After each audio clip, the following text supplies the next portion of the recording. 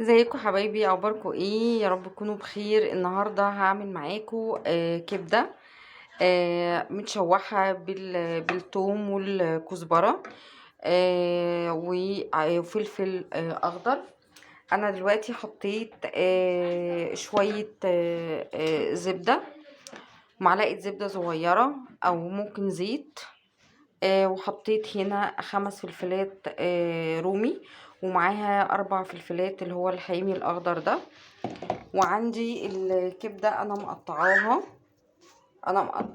صغير، بس مش مقطعاها صغير قوي. تمام. وعندي هنا حته دهن، انا كانت عندي مع الكبده قطعتها، تدي طعم حلو قوي وريحه حلوه.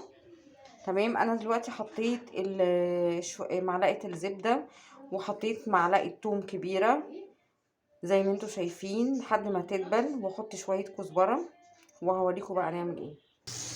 بصوا زي ما انتوا شايفين كده، بعد ما الثوم دبل حطيت شويه كزبره، وبعد كده حطيت دلوقتي الكبده وبشوحهم.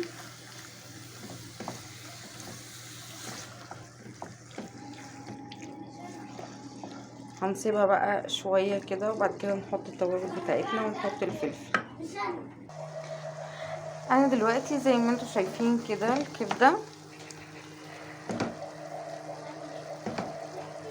تمام. انا دلوقتي معايا البهارات بتاعتي، حبهان مطحون، وعندي توم وبصل بودر وبابريكا وكمون وبهارات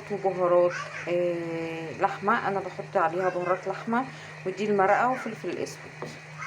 فاحنا احط دلوقتي كل حاجه عليها وهنقلبها زي ما انتوا شايفين كده. حطيت التوابل بتاعتي كلها، احط الفلفل زي ما انتوا شايفين كده. حطيت التوابل وحطيت الفلفل، هوطي عليها وهسيبها شويه كده مع نفسها. انا لسه ما حطيتش ملح، الملح ده اخر حاجه بحطها، وهوريكم بقى بعد ما تخلص هيبقى شكلها عامل ازاي.